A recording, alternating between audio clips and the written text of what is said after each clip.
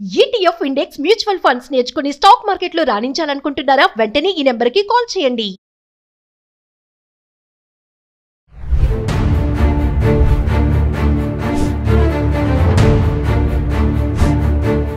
నమస్తే, welcome back to Suman TV. ప్రస్తుతం మనతో పాటు ఉన్నారు ఫ్యామిలీ కౌన్సిలర్ రజనీ రమ్మ గారు. నమస్తే మ్యామ్. నమస్తే నవీన. నేను ఒక రిలేషన్షిప్లో ఉన్నప్పుడు భార్య భర్తే కానీ లివింగ్ రిలేషన్షిప్లో ఉన్న వాళ్ళకి కానీ చీటింగ్ చేయడానికి అసలు రీజన్స్ ఏముంటాయంటారు? ఎందుకు ఈ మోసాలు అనేవి ఎక్కువ చూసుకుంటే పార్ట్నర్స్కి, భార్య భర్తని, భర్త భార్యని ఈ మధ్య కాలంలో మనం చాలానే చూస్తున్నాం.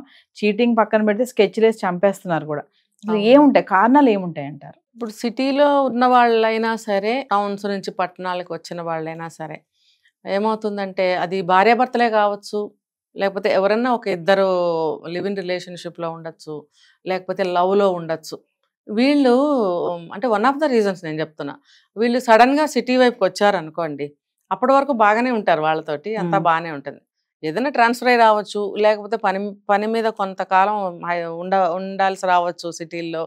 అలాంటప్పుడు ఏమవుతుందంటే వీళ్ళకి సిటీలో కనిపించేటువంటి కొత్త కొత్త విషయాలన్నీ కూడా పాతవి మరుగున పడేలా చేస్తాయి. అట్రాక్షన్స్ ఏంటంటే కొత్తదనం బాగా నచ్చుతుంది వీళ్ళకి. నచ్చడం వల్ల వాళ్ళ స్టైలే కానీ, వాళ్ళ మాటలే కానీ, వాళ్ళ పోకడే కానీ, ఏదైనా సరే. ఇంకోటి ఏంటంటే చెప్పాను కదా, ఒక కొత్తదనం ఇంటి దగ్గర ఉంది. ఓకే, భార్య ఇది ఒక కొత్తదనం. ఎందుకంటే ఇక్కడంతా వాళ్ళ కళ్ళకి మెరుపులుగా కనిపిస్తుందేమో, అందుకని చెప్పి ఆ ఇంటి దగ్గరది కొంచెం పాతగా అనిపిస్తుంది ఆ వ్యక్తి ఎవరైనా సరే. కాబట్టి ఆ కొత్తదనం కోసం వీళ్ళు కొత్త వాటికి అలవాటు పడటం. ఒక అలవాట్లే కావచ్చు, ఒక వేరే అబ్బాయితో కానీ అమ్మాయితో కానీ, ఇందులో అబ్బాయి అవ్వచ్చు అమ్మాయి అవ్వచ్చు, ఎక్కువగా అమ్మాయిలు చేస్తున్నారండి ఇది. మరి అమ్మాయిలను ఏమని చెప్పుకోవాలి? కాబట్టి కొత్త విషయాలని చూడడం వల్ల అవి పాతవి నచ్చటం లేదు. అంటే అప్పటి వరకు వాళ్ళు చెప్పుకున్న మాటలు కానీ, చేసుకున్న భాషలు కానీ, మరి కమిట్మెంట్స్ కానీ, ఇవన్నీ గుర్తుకు రావా అంటే గుర్తుకు రాకపోవచ్చు. కొత్తదనం కావాలి. మళ్ళీ కొత్తదనంలో వాళ్ళకి ఏంటంటే వాళ్ళల్లో నుంచి ఏదైనా ఎక్స్పెక్టేషన్స్ ఉంటే వాళ్ళకి రీచ్ అవుతూ ఉండొచ్చు.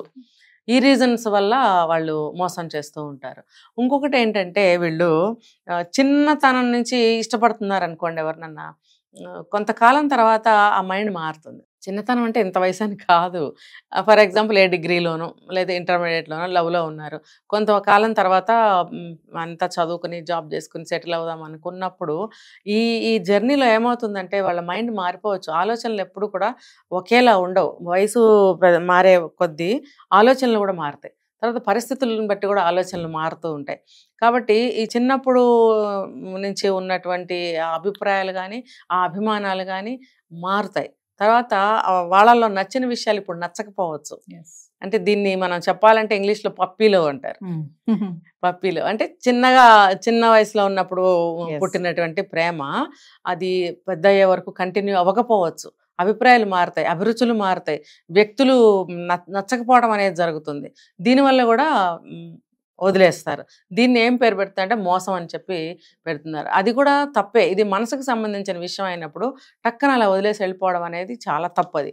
రెండో వ్యక్తి చాలా బాధపడతారు కదా, నిజంగా వాళ్ళ లవ్లో ఉన్నారు, వాళ్ళు బ్రేక్ చేసుకోలేకపోతున్నారు అని అంటే అది వాళ్ళు ఎంత మానసికంగా ఎంత కుంగిపోతారు, వాళ్ళు లైఫ్లో ఎదగలేకపోతారు. ఇవే గుర్తుకొస్తాయి. లేదు ఒక మద్యానికి బానిస అవ్వచ్చు, లేకపోతే సూసైడ్లు చేసుకోవచ్చు. ఈ మధ్య మనం చాలా వింటున్నాం ఇలాంటివి. కాబట్టి దానికి కూడా మనం ఏం చెప్పలేము. అది నా అభిప్రాయం మారింది. ఇప్పుడు నువ్వు నచ్చటం లేదు. ఇప్పుడు సిటీ అని చెప్పుకున్నాం ఇందాక మనం. అంటే కొత్త వ్యక్తులు అంటే వాళ్ళ యొక్క వ్యక్తిత్వం నచ్చచ్చు, వాళ్ళ యొక్క పర్సనాలిటీ అంటే ఫిజికల్గా నచ్చచ్చు, లేకపోతే వీళ్ళందానికి వీళ్ళు బానిసలు అవ్వచ్చు. అప్పటి వరకు ఉన్న లవర్ అయినా కానీ, భర్త అయినా కానీ, భార్య అయినా కానీ వాళ్ళల్లో ఈ అందాలు కనిపించకపోవచ్చు, ఈ అట్రాక్షన్స్ కనిపించకపోవచ్చు. కాబట్టి నా మనసు అటు మొగ్గింది, దానికి నేనేం చేయను, నా చేతిలో నువ్వంటే నాకు ఏమీ అయిష్టత లేదు, కానీ నా మనసు ఎందుకో నీతో ఉండాలనిపించట్లేదు అని చెప్తున్నారు. అంటే ఇది వాళ్ళే నిర్ణయించుకోవాలి మనం చేస్తున్నది తప్ప రైటా అనేది. దానికి కూడా మనం తప్పు పట్టలేము. ఇప్పుడు బాగా సంపాదిస్తారండి వాళ్ళు సంపాదించలేకపోతారు. ఊళ్ళో భర్త అనుకోండి, అతని సంపాదన కంటే ఇక్కడ సంపాదన ఎక్కువ కావచ్చు. అలాంటప్పుడు డబ్బుంటే మనం అన్ని నెరవేర్చుకోవచ్చు అనే ఒక అభిప్రాయం ఉంటుంది. నా అభిప్రాయం మారిపోయింది. ఈ వయసుకి ఈ పరిస్థితులకు నా అభిప్రాయం మారిపోయింది. దానికి నేనేం చేయను. అది నేను కావాలని మార్చుకునేది కాదు అని కొంతమంది చెప్తూ ఉంటారు. ఇదొక రీజన్ తోటి కూడా వాళ్ళు మధ్యలో వదిలేయటానికి ఒక కారణం అనిపిస్తుంది. ఇంకొకటి ఏంటంటే వీళ్ళు భర్తలు ఉంటారనుకోండి, భార్యలు కానీ, వాళ్ళు వేధింపులు చేస్తూ ఉంటారు కొంతమంది ఇళ్లలో. వేధింపులు చేసినప్పుడు ఎప్పుడెప్పుడు వదిలిపోదామా అనిపిస్తూ ఉంటుంది. భార్యతోటి భర్త, భర్తతోటి భార్య అన్యోన్యంగా సంతోషంగా ఉన్న దాంట్లోనే అడ్జస్ట్ అవుతూ సుఖంగా సంసారం చేసుకునే వాళ్ళు ఎంతమంది ఉన్నారు. ప్రతిదానికి వేధించుకోవడం, ప్రతిదానికి సాధించుకోవడము రీజన్ ఒక్కటి కాదు, అనేకమైనటువంటి కారణాలు. కుటుంబంలో ఆర్థిక సమస్యలు కావచ్చు, పిల్లలు సరిగ్గా చదవకపోవడం వల్ల కావచ్చు, ఇది నీదే తప్పు అని భార్యని భర్త కానీ, భర్తని భార్య కానీ ఎవరు కూడా సాధించుకోవాల్సిన అవసరం లేదు. అలాగే భార్యని వేధిస్తూ ఉంటారు కొంతమంది, భర్తల్ని కూడా వేధిస్తూ ఉంటారు, అది తేలేదు ఇది తేలేదు అని. మరి ఈ వేధింపుల వల్ల కూడా కొంతమంది భర్తల్ని భార్యలు, భార్యలు భర్తలు వదిలేయటం కానీ, ఆత్మహత్యలు చేసుకోవడం కానీ, ఇవి కూడా మనం చాలా చూస్తున్నాం కదా. ఇదొక రీజన్ వదిలేయటానికి ఇన్ ద సెన్స్ మనం మోసం అని చెప్పుకుంటున్నాం కదా. అంటే మధ్యలో వదిలేయటాన్ని మోసం అని చెప్పుకుంటున్నాం. వదిలేసి వేరే వాళ్ళని చూసుకుంటున్నారు. ఇది కూడా ఒక రకమైనటువంటి, అంటే వేధింపుల వల్ల ఇలాగ విడిపోతే దాన్ని మోసం అని చెప్పుకోలేము, కానీ దానికి కూడా ఒక కౌన్సిలింగ్ తీసుకుని ఇద్దరు కూర్చుని మాట్లాడుకుని ఇలాంటి సమస్య మన ఇద్దరి మధ్యన వస్తుంది కాబట్టి మనం దీన్ని సరి చేసుకుందాం, ఇన్ని సంవత్సరాల మన దాంపత్య జీవితాన్ని ఎందుకు మనం కట్ చేసుకోవాలని ఒక సమన్వయంగా మాట్లాడుకుని ఒక నిర్ణయం తీసుకున్నట్టయితే అది ఎవరి నుంచి విడిపోవాల్సిన అవసరం లేదు. ఇక్కడ మోసం అనేదాన్ని మనం ఖండించవచ్చు. మోసం చేసుకోకుండా ఉండడానికి ఇక్కడ అవకాశం ఉంది. కేవలం వేధింపులు అయితే కనుక మనిషి మారితే సరిపోతుంది కదా. ఆ ప్రయత్నం ఎంతమంది చేస్తున్నారు? చేయకపోగా ఆత్మహత్యలు చేసుకోవడం, హత్యలు చేసుకోవడం, వదిలిపోవడం, ఇంకొకళ్ళని ఉంచుకోవడం, రకరకాలు జరుగుతున్నాయి. ఇది ఒక కారణము. తర్వాత ఏంటంటే ఒక కార్లు, డబ్బులు ఇవన్నీ చూసి లగ్జరీ. ఇప్పుడు ఏమవుతుందంటే ఫర్ ఎగ్జాంపుల్ బాగా డబ్బున్న వ్యక్తులు ఉంటారండి కొంతమంది మగాళ్ళు. వాళ్ళు ఏం చేస్తారు, ఒక అందమైన అమ్మాయి మన పక్కన ఉంటే మన స్టేటస్కి బ్రహ్మాండంగా ఉంటుంది. అంటే ఇప్పుడు నా ఐశ్వర్యానికి పెద్ద పెద్ద కార్లు, బంగ్లాలు ఉన్నప్పుడు పక్కన ఒక అందమైన అమ్మాయి ఉంటే గ్లామర్గా అది ఇంకా బ్రహ్మాండంగా ఉంటుంది. అది గర్వం, అహంకారం అనమాట. అది ఆ రకంగా ఊహించుకుంటారు కొంతమంది ఆడవాళ్ళు ఏం చేస్తారు తెలుసా, బాగా డబ్బున్న మగాళ్ళు అయితే నన్ను మంచిగా ప్రొటెక్ట్ చేయగలుగుతాడు, సేవ్ చేయగలుగుతాడు, నా కోరికలు తీరుతాయి అని ఆలోచించే ఆడవాళ్ళు ఉన్నారు. ఇలాంటి కారణాల వల్ల కూడా అంతకుముందు ఉన్న వాళ్ళని వదిలేస్తున్నారు. ఇది ఎక్కువగా జరుగుతుంది. డబ్బు వెనక పడి రిలేషన్ని కట్ చేసుకునే వాళ్ళు ఎక్కువగా కనిపిస్తున్నారు. అది ఆ తర్వాత వీళ్ళు శృంగార పరంగా కూడా వాళ్ళు మనకి సరిపోతారా లేదా ఇది కూడా చూసుకుంటున్నారు. ఇన్ని కారణాల వల్ల ఇవి మధ్యలో కట్ చేసేసుకుంటున్నారు. దాన్ని మనం ఎవరైతే ఒకళ్ళు వెళ్ళిపోతారో రెండో వాళ్ళు మోసం చేశారని అనుకుంటారు కదా. కాబట్టి ఈ కారణాలని కొన్ని మనము సపోర్టు చేయలేము, అలా అని చెప్పి దాన్ని తప్పు అని చెప్పలేము.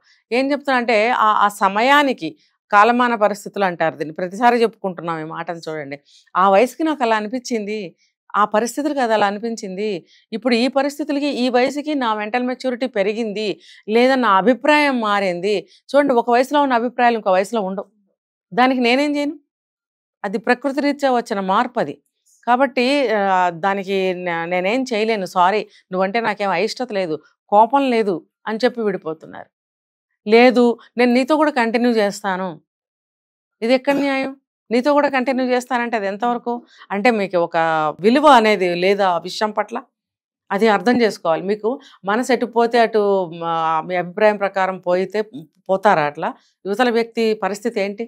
మిమ్మల్ని నమ్ముకుని మిమ్మల్ని ఇష్టపడి మీ మీదే ప్రాణం పెట్టుకుని మీతోనే ఫ్యూచర్ ప్లాన్స్ కలలు కన్న వ్యక్తి జీవితం, ఆయన కలలు ఏమైపోవాలి? కాబట్టి ఎవరిని ఈ కారణాలతో విడిపోకండి, కట్ చేయకండి, మోసం అనేది చేయకండి. మీకు ఏం కావాలో అది ఇద్దరు మాట్లాడుకుని దానికోసం ప్రయత్నాలు చేయండి. ప్రయత్నిస్తే జరగంది రాంది అంటూ ఏమీ ఉండదు. ఇలా చేయటం వల్ల ఎంతోమంది చూడండి బయట హత్యలు చేసేస్తున్నారు. నన్ను ప్రేమించవా, లేకపోతే నాకు లవ్ ఫెయిల్యూర్ అయిందని చెప్పి ఆత్మహత్య చేసుకోవడం, పిల్లలుంటే పిల్లల్ని చంపేసేయడం, భార్య ఎవరితోనే లేచిపోయిందని. అంటే ఎందుకు ఆ అమ్మాయి అభిప్రాయం మారింది, అది మీరు రీచ్ అవ్వడానికి ప్రయత్నించండి కొంచెమన్నా. సినిమా కాదు రీల్ ఇలా తిప్పేస్తే ఐశ్వర్యవంతుడు అయిపోవడానికి అని ఆడవాళ్ళు కూడా ఆలోచించాలి, అలాగే అలాంటి పనులు చేసే మగవాళ్ళు కూడా ఆలోచించాలి. ఇది సినిమా కాదు కదా రీల్ తిప్పితే మారిపోవడానికి, ఇది జీవితం.